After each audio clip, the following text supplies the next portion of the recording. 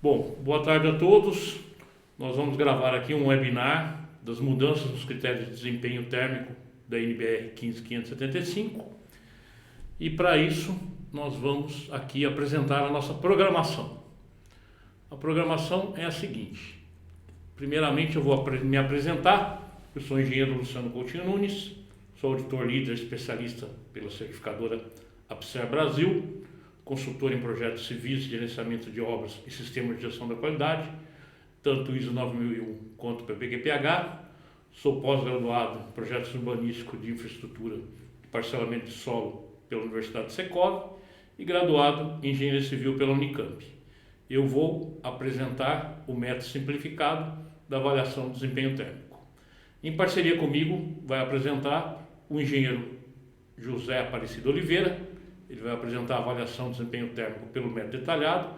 Ele é auditor líder especialista pelo certificador APSER Brasil, consultor em sistema de gestão da qualidade e gestão de energia ISO 50001, fez MBA em gestão de empreendimentos com ênfase em qualidade pela Fundação Getúlio Vargas Promimp e graduado em engenharia elétrica pela FESP. Vamos iniciar agora o webinar. Qualquer dúvida que vocês tiverem, por favor, recorram à tutoria ou ao fórum. Bom, começamos aí a avaliação do desempenho térmico pelo método simplificado. Temos lá a comparação com os valores de referência, temos uma fachada para ser avaliada.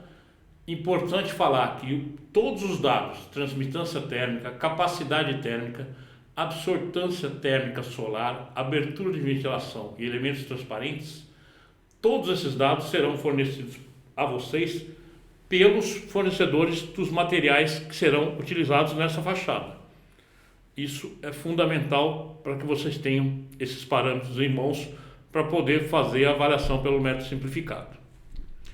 Bem, transmitância térmica, o U, não houve alteração alguma na norma com relação ao que era no passado. Também capacidade térmica CT, mantemos os mesmos parâmetros. Absortância térmica solar, o alfa, também não tem qualquer alteração. E o percentual de abertura de ventilação, houve uma fixação de valor que nós vamos comentar em seguida, mas continua o mesmo critério para cálculo, ok? As novidades são o percentual máximo de elementos transparentes no ambiente e a área de superfície máxima dos elementos transparentes também do ambiente, de longa permanência. Ok? Então vamos continuar aqui as novidades. Bom, como eu comentei, os critérios de zona bioclimática 1, 2, 3, 4, 5, 6, 7, 8. Essa tabela 1 não houve qualquer alteração em relação ao que era na norma. Portanto, continuamos com os critérios de transmitância térmica de referência para paredes externas iguais. O que mudou foi a questão da absortância, a radiação solar, a degradação dessa absortância. Por quê? Porque a absortância é uma característica da superfície da fachada, da cor da fachada. E ela, com certeza, com o tempo, sofre degradação. Nós temos meios aí, poluição, etc., a própria carga solar na cor, e ao longo do tempo ela vai sofrer uma degradação. A norma traz uma fórmula que vocês veem aí, que é o alfa, 0,7 vezes o alfa inicial ao quadrado, dividido por 0,59 vezes o alfa inicial, mais 0,27. Essa fórmula te dá a degradação por um período mínimo de 3 anos. Para facilitar a vida da gente, a norma traz essa tabela com os valores de alfa e já os coloca na fórmula e dá o resultado final. Então o alfa 1, você entrando com 0,1 na fórmula, você tem lá a degradação de 0,33 e assim por diante, 0,2, 0,39 e você tem até o alfa 0,9 já calculado nessa tabelinha para facilitar a vida. Outra novidade é o percentual de referência de abertura para ventilação. Conforme eu comentei, ele foi fixado em 7% da área do piso. Antigamente, esse valor causava uma certa polêmica, porque existia a condição das prefeituras, das diretrizes de prefeitura, que mostravam, em alguns casos, 7, 8, até 12%. A norma agora fixa em maior ou igual a 7% da área do piso. E ponto. Para isso, para ficar mais claro, nós vamos dar aí 2 exemplos. Nós temos no exemplo 1, um ambiente de permanência prolongada, com uma área de piso de 9 metros quadrados, com caixilho de 2 folhas de vidro, sem persianas, ok? Não tem persianas. Com 1,5 m por 1,10 m, portanto com área bruta de 1,65 metros quadrados. Você descontando a área onde estão os perfis, você fica com 1,485 de área líquida. Portanto, a área de ventilação é metade dessa área, dividido pelos 9 metros quadrados. Por quê? Porque você só abre metade do caixilho. E dá um valor de 8,25% de área de ventilação, o que atende o mínimo, que tem que ser maior que 7%. Esse é o nosso primeiro exemplo. Num segundo exemplo, nós temos aí uma área de piso de 9 metros quadrados, mas com caixilho bem maior, com 2 folhas de vidro de 2 por 1,10 m, caixilho total, portanto com uma área bruta de 2,20 metros quadrados, descontando os perfis que a gente considera 10%, temos uma área líquida de 1,98 metros quadrados. Então a área de ventilação de 11% atende nível mínimo que é maior que 7%. Ok? Então nesses 2 exemplos nós estamos atendendo o nível mínimo pelo método simplificado. Por quê? Porque nos 2 exemplos, a área de ventilação deu 8,25% e no outro 11%. Bom, outra novidade é o critério de desempenho, é a proporção de referência dos elementos transparentes, percentual dos elementos transparentes. Essa área ela tem que ser menor ou igual a 20 metros quadrados. Desculpe, menor ou igual a 20% em relação à porcentagem de elementos transparentes. Para cidades abaixo de Brasília, da região sul, essa área tem que ser menor ou igual a 30%. Por que esse aumento? Porque são regiões mais frias. Então, quanto mais área transparente houver na parede de fachada, melhor vai ser o aquecimento dentro do ambiente, ok? Então, daí o menor igual a 30% e não o menor igual a 20%, como nas áreas acima de Brasília, do referencial de Brasília. Bom, vamos lá para o nosso exemplo. Nosso exemplo, nós temos a área de piso de 9 metros quadrados, um caixilho de 2 folhas, permanece. E aí, o que eu vou calcular? Vou calcular a área de transparência. Agora não divido por 2, por quê? Porque não é a área de ventilação, a área de transparência é do caixilho inteiro. Então você pega a área líquida de transparência e divide pela área de piso, os 9 metros quadrados. E aí, o valor que deu 16,5, portanto, atinge o nível mínimo, que tem que ser menor ou igual a 20%. E no segundo caso, que a gente tem um caixilho bem maior, você vê que você não vai atingir o nível mínimo. Por quê? Porque você vai ter uma área líquida, transparente, muito alta. Ou seja, o ambiente vai aquecer muito e, portanto, não vai atingir o nível mínimo, que tem que ser menor ou igual a 20%. Aí nós temos alguns outros critérios que também são novidades. Nos ambientes de permanência prolongada das unidades habitacionais, localizados nas zonas bioclimáticas 3, 4, 5, 6, 7 e 8, é permitido percentual de abertura dos elementos transparentes superior a 20%, nas fachadas norte, leste e oeste. No caso, as zonas bioclimáticas 1 e 2, não é utilizado esse índice de 20%, por quê? Porque são zonas bioclimáticas muito frias. Portanto, você pode aumentar a área transparente, que só favorece. E a mesma coisa para a fachada sul. A fachada sul é menos iluminada, portanto, você aumentando a área transparente só favorece o aquecimento dentro dos ambientes localizados nessa fachada, ok? E aí você tem 2 recursos: o sombreamento horizontal nas aberturas e os vidros de alto desempenho. E esses recursos estão estabelecidos nas tabelas 5 a 7, ou seja, tabelas 5, 6 e 7. Bom, na tabela 5, você tem lá o percentual de elementos transparentes por fator solar dos vidros. Então, naquele segundo exemplo, que não havia passado por ele ter 22%, ou seja, maior que 20% de área de elementos transparentes, se você tiver um fator solar do vidro de 0,64, passa a atender nível mínimo. Basta que o fator solar dos vidros seja 0,64, ok? E temos também o critério do ângulo de sombreamento. Ou seja, se você tiver lá um beiral ou um brise que dentro da incidência solar tem um ângulo determinado, segundo a tabela que nós vamos ver, você pode atender nível mínimo pelo ângulo de sombreamento. Então, naquele mesmo caso lá, dos 22%, se você tiver um ângulo de sombreamento de 25 graus em relação a um beiral ou a um brise, você atenderá nível mínimo, não precisando mexer, no caso, na questão do fator solar dos vidros, ok? Então, essas são as mudanças da tabela 7, é só um complemento da tabela 6. A tabela 6 ela trata das zonas bioclimáticas 3, 4 e 5. A tabela 7 trata das zonas bioclimáticas 6, 7 e 8, sendo que a zona 8 está dividida em latitudes devido à característica climática e, portanto, essas são as novidades para o método simplificado. No que diz respeito à cobertura, a absortância térmica solar e a transmitância térmica, nós não temos novidades. A transmitância térmica, que são os materiais utilizados na cobertura, nós não temos novidades, e a absortância térmica também, em relação à cor das coberturas, nós não temos novidades.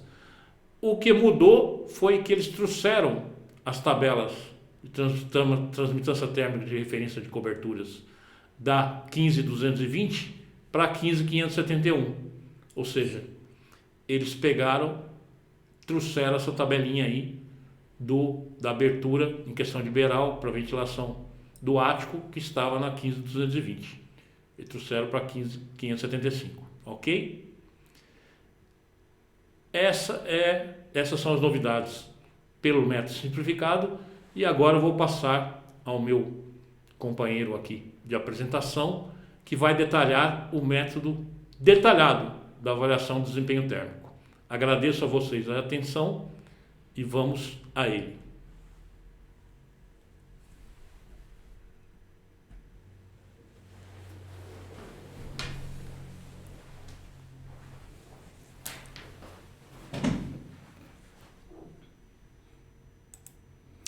Olá pessoal, meu nome é José Oliveira, eu vou dar continuidade agora aí ao webinar, né? O Luciano acabou de falar aí sobre o desempenho térmico pelo método simplificado, trazendo as novidades aí da norma de desempenho que está em revisão, tá? Bom, vamos falar do método detalhado, ou seja, naquela condição em que não foi atendido o critério simplificado, por exemplo, naquele caso em que deu 22% e o mínimo era 20%, o máximo 20%, e você por algum motivo não quer nem colocar sombreamento, nem quer colocar lá um vidro de alto desempenho, você pode agora recorrer ao método detalhado para ver se no método detalhado é possível ser atendido esse desempenho. Ok? Bom, antes de começar a falar sobre o método, tá? O critério, vamos falar sobre a modelagem, tá? A modelagem computacional, né, ela vai simular condições tanto de calor quanto de frio, tá? Então é um software, normalmente é um software de modelagem e de cálculo. Bom, tudo começa com uma comparação, tá? Entre uma edificação real, que é o meu projeto que eu estou desenvolvendo, e o modelo de referência. Então existe um modelo de referência que eu vou usar para comparar o desempenho. Então, a partir daqui, toda a nossa avaliação vai ser com base em um modelo de referência. Qual é esse modelo de referência, né? Antes disso, só comentar algumas coisas. Nessa modelagem tem algumas novidades. Na versão anterior a gente simulava somente o último pavimento e a unidade crítica no verão e a unidade crítica no inverno. Agora a gente vai ter que simular outras coisas, tá? A gente vai ter que simular o pavimento térreo, isso no caso de prédio, obviamente, a gente vai simular o térreo. Vamos simular um apartamento tipo no meio, vamos supor que você tenha 20 pavimentos, eu vou simular o térreo e o 10º pavimento. E por último, simular a cobertura, né? E também eu tenho que considerar para cada pavimento, eu tenho que considerar todas as unidades habitacionais. Eu não vou poder mais desenhar somente a unidade crítica e considerar as paredes que fariam divisa com as outras unidades como a diabática, ou seja, que não troca calor. Eu vou ter que obrigatoriamente desenhar o andar inteiro, tá? E o prédio inteiro, porque eu não vou poder mais usar paredes adiabáticas. Então, na minha modelagem, eu vou ter que desenhar o prédio como um todo. Não vou poder mais desenhar ou simular parte do edifício. Também tem a questão aqui de você considerar o contato com o solo, né? O térreo, normalmente, se tiver em contato com o solo, você vai ter que considerar isso, tá? Então, são algumas mudanças aí na simulação. Obviamente, porque quem contrata esse serviço provavelmente vai ter um custo adicional do consultor que vai fazer a simulação, porque ele vai ter que ter um trabalho operacional muito maior. Com relação ao modelo de referência, qual foi o modelo de referência, né? Foi adotado o ADATEC 035 de 2018, nada mais é do que edificação de parede de concreto com cobertura de telhado de telha fibrocimento. Então, o padrão de referência foi esse adotado. Vou falar sobre as características dos materiais desse padrão de referência, tá? Bom, os vidros, né? Tem aqui as características dos vidros, né? Então, foi utilizado 17% de área de vidro, foi utilizado um fator de ventilação de 45%, o fator solar de 0,87 e a transmitância térmica de 5,7 watts por metro quadrado Kelvin. Então, as características do vidro. Das paredes, né? Espessura de 10 centímetros, né? Condutividade térmica de 1,75, densidade de 2.200 e absortância de 0,5. A laje de piso e térreo de concreto, também as mesmas características do concreto, de espessura, condutividade térmica e densidade. Isolamento térmico. Para a zona bioclimática 8, foi previsto um isolamento térmico com resistência térmica de 0,67 metro quadrado kJ por watts. Então, aqui na zona 8, obrigatoriamente, já no próprio referência, a própria referência já tem um isolamento térmico. E também foi considerada uma câmara de ar com a resistência térmica de 0,21 metro quadrado Kelvin por watt.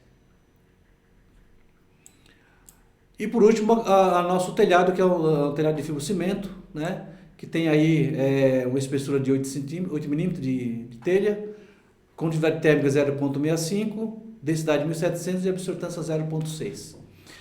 Então essas são as características dos materiais de referência da minha edificação de referência. Obviamente que eu vou fazer o mesmo desenho da minha edificação, só trocando os materiais, trocando as aberturas, ou seja, eu vou fazer as diferenças que a minha edificação tem e comparar com esse padrão. Então, eu vou fazer sempre duas simulações, uma do modelo de referência e outra do modelo real. Bom, aqui foi introduzida as características de ocupação e carga térmica. Na versão anterior, a gente não colocava elementos térmicos dentro da edificação, era simulado com a casa vazia, o ambiente vazio. Agora não, a gente vai colocar cargas térmicas lá dentro, além da própria carga térmica gerada pela edificação, vai ter a carga térmica gerada pela ocupação. Uma delas é a iluminação, todas as lâmpadas elas vão gerar calor, né? Hoje um pouco menos por ter aí lâmpadas LED, mas gera calor de qualquer forma. A ocupação das pessoas, as pessoas que geram também temperaturas, carga térmica. E também os equipamentos, computadores, enfim, equipamentos que vão gerar calor, vão gerar carga térmica dentro da edificação. A norma apresenta uma tabela de ocupação do dormitório. Normalmente no dormitório você vai estar mais à noite, a partir das 10 horas até as 6 horas da manhã, 7 horas da manhã, você vai estar no dormitório, ocupando o dormitório. Na sala, normalmente você vai estar ocupando à tarde, tem uma porcentagem de ocupação à tarde. E nas áreas mistas um pouco mais variado, apenas só da madrugada, acho que a parte da manhã, muito de manhã, que vai estar sem ocupação. Isso é a média de ocupação das famílias brasileiras que eles adotaram aqui como referência. O metabolismo em fração radiante, aqui são as características térmicas que as pessoas geram, né? Em termos de potência, em termos de calor. E fração radiante são frações de calor que irradia do corpo humano. O uso da iluminação também, os horários em que normalmente a iluminação vai estar ligada, né? Então, logo de manhã você já tem aí lâmpadas sendo acesas, e à noite. Durante a tarde você tem também na sala, e nas áreas mistas também uma variação um pouco diferente aí. A potência da iluminação também foi definida aqui uma potência de referência, né? Em termos de potência de watts por metro quadrado, fração radiante e fração visível. E são dados que a gente vai precisar usar para simulação, para simular essa energia térmica que seria acrescida aí no ambiente. Equipamentos também é uma tabela de potência de equipamentos, tanto para os ambientes de sala e uso misto. Dormitório normalmente não tem equipamento, né? Lógico, pode ter uma televisão ou coisa parecida, mas onde tem mais equipamento é na sala e nos usos mistos, cozinha, lavanderia, etc. Ventilação natural, aqui também foi dado os parâmetros de ventilação natural. Nós não estamos mais usando, não vai ser mais usada a renovação de ar por taxa de renovação de ar, vai ser usado aqui volume, né? Carga de renovação, tanto para as portas como para as janelas. Então aqui tem os parâmetros a serem utilizados para ventilação natural, com relação às frestas. Bom, vamos falar sobre software, né? O software, na versão anterior era especificado um software que era o Energy Plus. Nessa versão ele não trouxe a especificação do software, porém trouxe as características do software, né? Então isso significa que você não precisa usar o Energy Plus obrigatoriamente, você pode usar outro software, desde que ele responda aí os critérios aí definidos para o software. Então tem algumas coisas aqui, não coloquei todas, né, mas tem outras características, né? Uma delas importante, que ela tem que ser capaz de estimar as cargas térmicas, a ventilação natural, a temperatura operativa, capaz de avaliar separadamente 8.760 horas, ou seja, 24 horas por dia durante 12 meses. Considerar as variações horárias de ocupação, de iluminação, etc. E tem que ser validado pela ASHI High Standard 140 para poder ser utilizado esse software. Como exemplo, né, eu utilizo o Energy Plus associado ao SketchUp e o plugin Euclid, né? Com o SketchUp e o plugin Euclid eu faço a modelagem 3D das coordenadas, né? E automaticamente, à medida que eu vou desenhando, o Euclid vai alimentando a base de dados do Energy Plus dentro da linguagem que o Energy Plus precisa fazer, né? Aí o Energy Plus alguns parâmetros eu vou colocar manualmente no Energy Plus e vou rodar a simulação utilizando um arquivo bioclimático. E aí o Energy Plus vai me soltar uma série de informações, de dados, que eu vou organizar esses dados em uma tabela, tá? Para poder extrair as informações que eu preciso para atender no desempenho. Arquivos climáticos, né? Arquivos climáticos são utilizados para fazer simulação. Então, aqui é importante que você use um arquivo que represente a cidade que está localizada, a mais próxima. Você pode usar a mais próxima com a mesma altitude, tá? E aí dá preferência para arquivos provenientes de uma base padrão, né? De uma plataforma digital com 411 climas e cidades. O arquivo climático ele tem que fornecer a temperatura do solo, fornecer as temperaturas horárias durante o ano, e a temperatura do bulbo seco e outros dados de vento, velocidade de vento, enfim, uma série de dados térmicos que esse arquivo vai dar.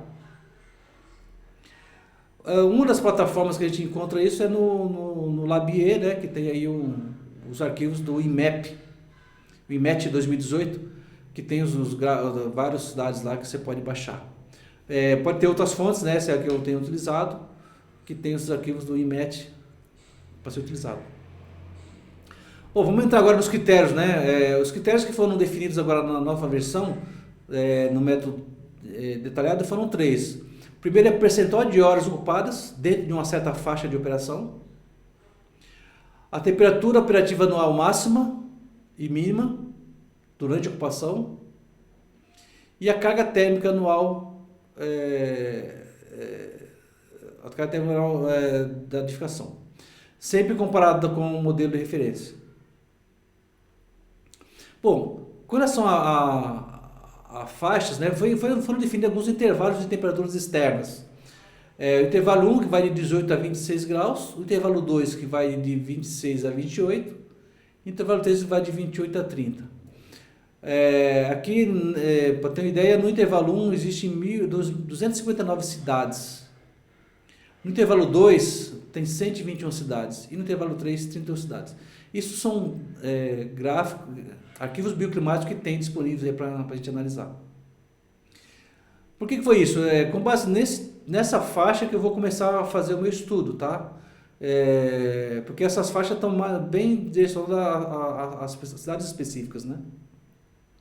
Então, por exemplo, aqui em São Paulo, né? Aqui tem a variação de temperatura em São Paulo do ano todo, a temperatura externa do ambiente, no bulbo seco. Aqui a média deu 19,2, então São Paulo tem 19,2 de média de temperatura. E a variação de intervalo vai de menos 18 a 26. Né? O intervalo a faixa que foi considerada aí faixa operativa, né? Que é essa faixa anterior aqui, ó, de 18 a 26. Intervalo 1, 18 a 26. Muito bem. Com isso, né, a gente vai começar a fazer a minha avaliação. Essa tabela de critério, o primeiro critério, que é o critério da avaliação do desempenho térmico da envoltória dentro de uma faixa operativa. Ou seja, para o desempenho mínimo, o percentual de temperatura anual, né, naquela faixa de temperatura que eu falei para vocês agora há pouco, tem que ser maior do que o percentual encontrado na edificação de referência. E para o intermediário existe uma diferença, um percentual maior a ser definido aí, depende de alguns parâmetros que a gente vai ver já. Exemplo, se a minha edificação de referência apresentou 61% do tempo, durante o ano todo, está entre 18 e 25 graus.